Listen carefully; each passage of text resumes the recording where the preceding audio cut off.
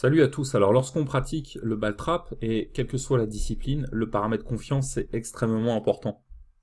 Ce que vous allez découvrir dans cette vidéo, c'est valable en fosse, fosse universelle, olympique, double trap, parcours de chasse, skit, peu importe la discipline. La confiance c'est un paramètre essentiel au ball trap parce qu'en fait c'est un sport individuel pur. Vous êtes vraiment tout seul.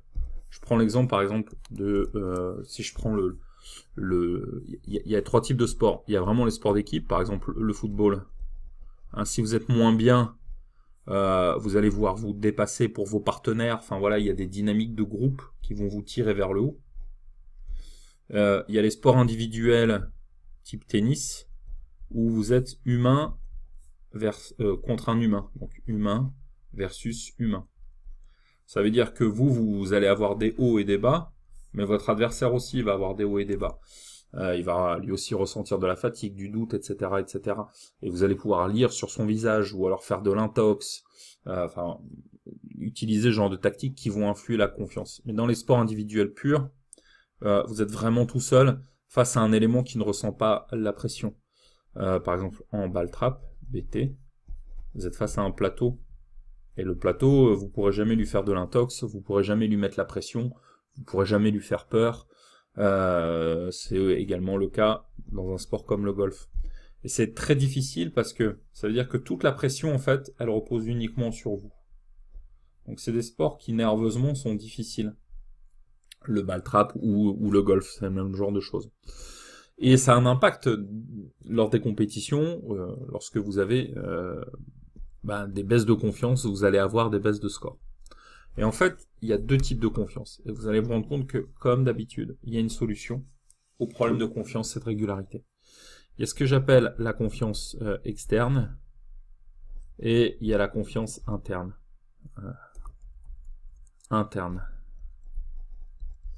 La confiance externe, qu'est-ce que c'est?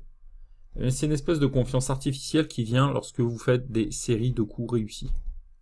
Voilà, lorsque vous commencez à casser 5-10 plateaux d'affilée, vous allez vous dire « Ah, je suis dans un bon jour, je suis dans une bonne journée. » Je suis dans une bonne journée et votre niveau de confiance va monter.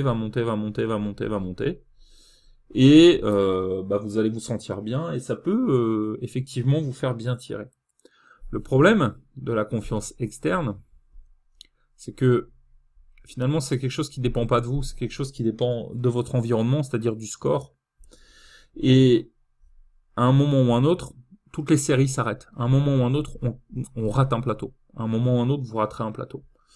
Et donc, dès que vous allez rater un plateau, vous allez vous dire « Ah, ça y est, ça recommence, j'ai cassé les 19, 20 premiers plateaux, mais comme d'habitude, à chaque fois, je m'effondre. » Ou alors, ça y est, ça recommence, à chaque fois que je dois tirer un rabbit, je le rate. Ou alors, ça recommence, dès que je suis au poste 5, à la fosse universelle, j'ai du mal, etc., etc. Et donc, très vite, les choses peuvent s'inverser. Vous pouvez vous dire que non plus que vous êtes dans une bonne journée, mais que vous êtes dans une mauvaise journée. Et la confiance, au lieu de monter, elle va baisser et vous entraîner plutôt vers le bas. Donc ça, c'est le problème de la confiance externe qui est lié purement au score.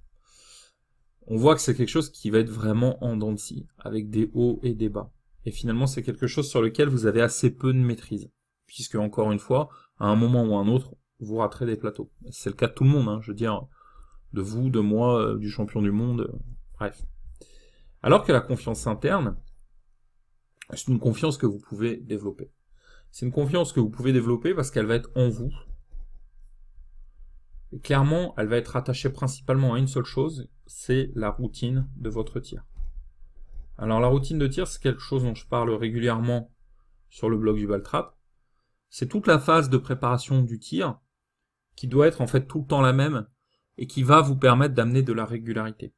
On est d'accord que le ball trap, c'est un environnement qui est irrégulier. Hein, si on est en parcours de chasse, pas un seul stand ne se ressemble, pas un plateau ne se ressemble. Mais en fosse universelle aussi, il y a de l'irrégularité. Puisque vous savez pas quel lanceur va se déclencher, vous savez pas si le plateau va partir à droite, à gauche, etc. Donc, le ball trap, c'est un monde imprévisible. Et finalement, la seule chose prévisible, ça va être vous. Ça va être vous si vous appliquez une routine. Si vous appliquez consciencieusement toujours les mêmes mécanismes de préparation de tir, eh bien vous allez réussir à développer des routines de mise en confiance. Vous allez être dans un environnement qui est connu et vous allez faire grimper votre confiance. Donc, comment faire pour avoir plus de confiance lorsqu'on pratique le ball trap?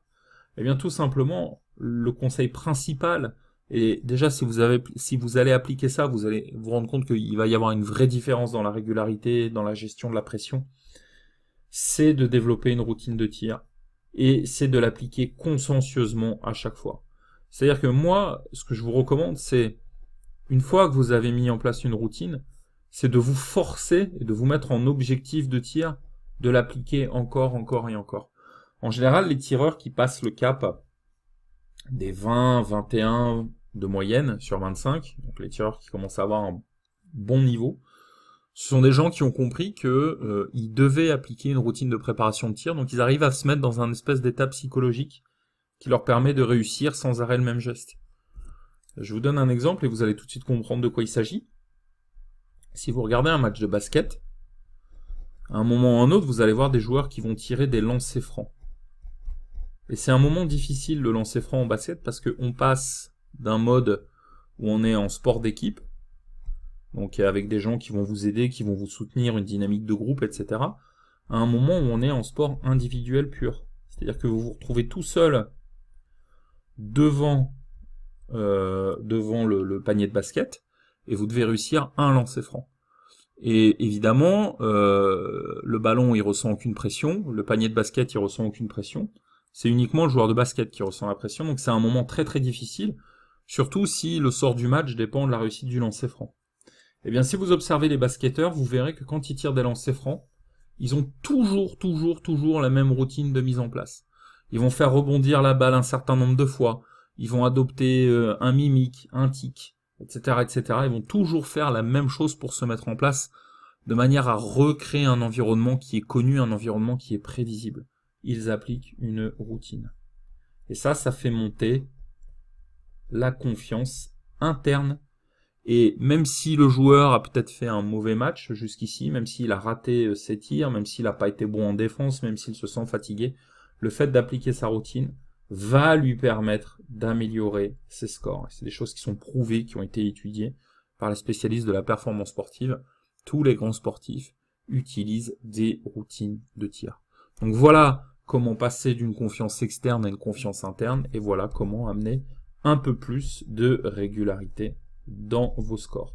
Je tenais juste à vous rappeler que vous pouvez télécharger une formation gratuite qui vous explique les bases techniques du tir au plateau d'argile. Ça se trouve là juste en dessous. Si vous êtes sur YouTube, cliquez simplement sur le lien qui est dans la description. Si vous êtes sur le blog, utilisez simplement le formulaire qui est sous cet article et vous recevrez votre formation gratuite. Merci beaucoup et à bientôt sur le blog. Ciao.